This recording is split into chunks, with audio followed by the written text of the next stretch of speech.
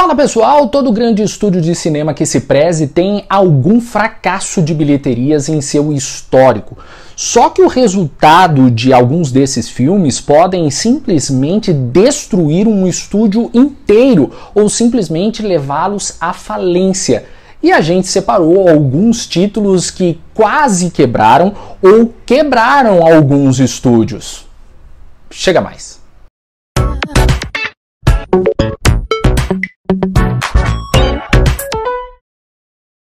O primeiro filme da nossa lista simplesmente quase destruiu a 20th Century Fox na década de 60 e o estúdio apostava todas as suas fichas nesse longa-metragem que era uma das maiores superproduções da época e quase que tudo foi abaixo.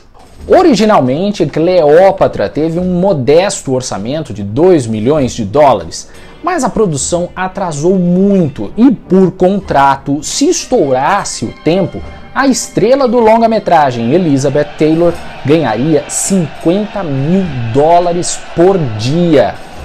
E ela ganhou 7 milhões de dólares entre salários e atrasos. E isso, na época, na década de 60, era um valor absurdamente grande. O filme custou para a Fox 44 milhões de dólares. E o pior, não foi bem nas bilheterias, recuperando dinheiro décadas depois. 2.000 pessoas foram demitidas. E a Fox só não fechou as portas porque no ano seguinte estreou A Noviça Rebelde, que explodiu nos cinemas e recuperou a fortuna da empresa. E se você pensa que a Fox aprendeu com tudo isso, está redondamente enganado. Grande aposta da Fox Animation Studios, Titan contou com um time de peso. Gary Oldman cuidou da direção ao lado de Don Bluth e Joss Whedon, diretor de Vingadores e que assinou o roteiro. Sem falar na dublagem de Drew Barrymore e Matt Damon. Infelizmente, a obra foi um fracasso e os 90 milhões de dólares investidos apenas resultaram em um prejuízo de 100 milhões de dólares e a falência completa do estúdio, que fechou suas portas. A Marvel, antes de ser comprada pela Disney, estava à beira da falência na década de 90 e precisou abrir mão de alguns personagens para simplesmente não fechar as portas de vez. A Sony, por exemplo, comprou os direitos do Homem-Aranha e a Fox comprou os direitos dos X-Men e também do Quarteto Fantástico. Os estúdios se deram bem, porque lançaram filmes próprios e acabaram ganhando milhões. A Marvel, então, resolveu apostar todas as suas fichas e também lançou um filme no cinema. O estúdio pediu um empréstimo de mais de 500 milhões de dólares, isso só para fazer o Homem de Ferro e o lançamento do longa-metragem. E um eventual fracasso faria a empresa perder nada mais nada menos do que Pantera Negra, Homem-Formiga, Doutor Estranho e todos os Vingadores.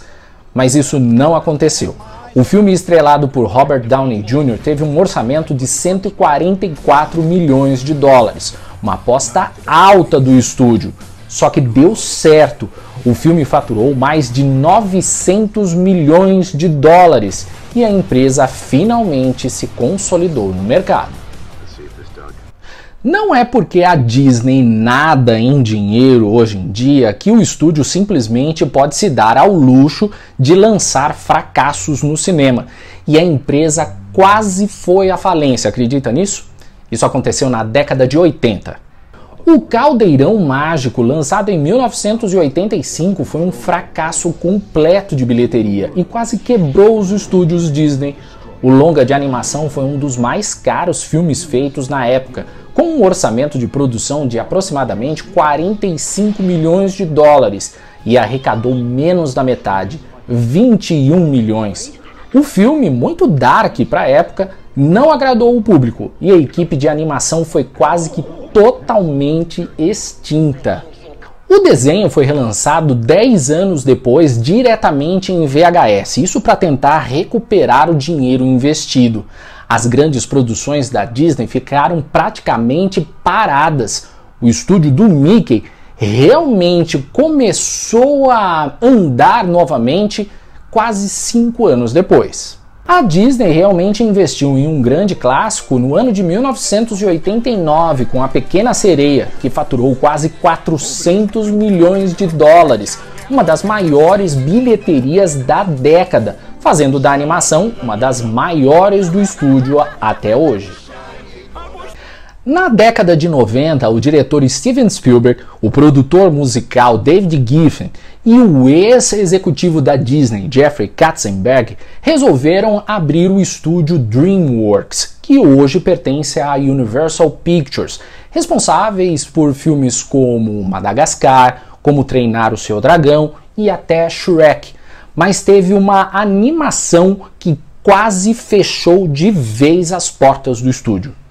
Simba, a Lenda dos Sete Mares, tinha um elenco de peso como Brad Pitt, Michelle Pfeiffer, Catherine Zeta-Jones.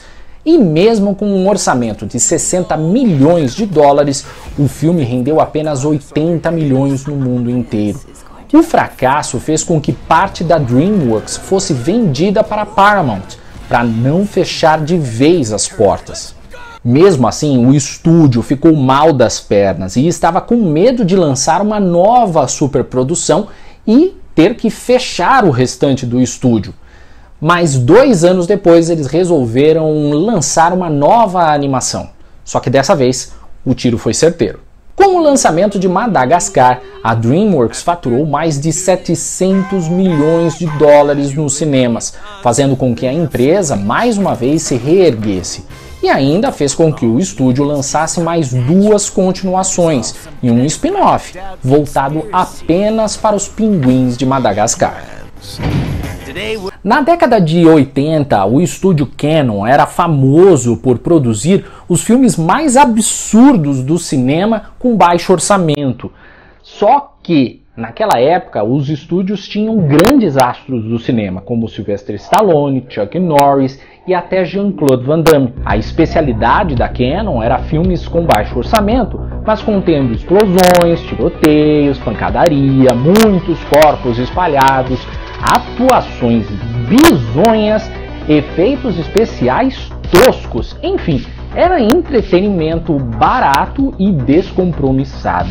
O estúdio faliu em 1994, quando foi comprado por uma empresa francesa.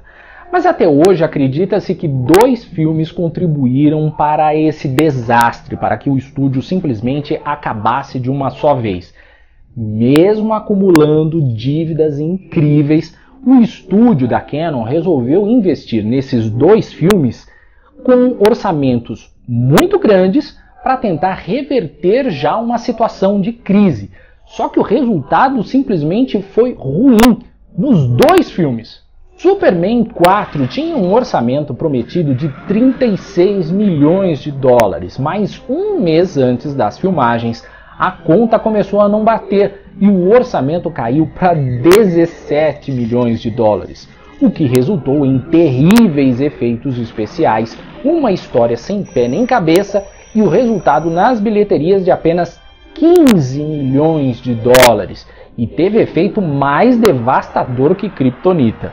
Sem dúvida acendeu a luz vermelha do estúdio, que já estava com dívidas ainda maiores. Foi então que eles resolveram apostar em algo ainda maior e entrar em contato com a Mattel e adquiriram os direitos do personagem He-Man, que fazia muito sucesso na época com os desenhos animados na TV. Afinal de contas, o que poderia dar errado, já que eles estavam com o maior personagem? Só que, naquela época, os estúdios tinham grandes astros do cinema, como Sylvester Stallone, Chuck Norris e até Jean-Claude Van Damme. A especialidade da Cannon era filmes com baixo orçamento, mas contendo explosões, tiroteios, pancadaria, muitos corpos espalhados, atuações bizonhas, efeitos especiais toscos, enfim, era entretenimento barato e descompromissado. O estúdio faliu em 1994, quando foi comprado por uma empresa francesa. Mas até hoje acredita-se que 2 filmes contribuíram para esse desastre, para que o estúdio simplesmente acabasse de uma só vez. Mesmo acumulando dívidas incríveis, o estúdio da Canon resolveu investir nesses 2 filmes com orçamentos muito grandes para tentar reverter já uma situação de crise. Só que o resultado simplesmente foi ruim nos 2 filmes. Superman 4 tinha um orçamento prometido de 36 milhões de dólares, mas um mês antes das filmagens, a conta começou a não bater e o orçamento caiu para 17 milhões de dólares, o que resultou em terríveis efeitos especiais, uma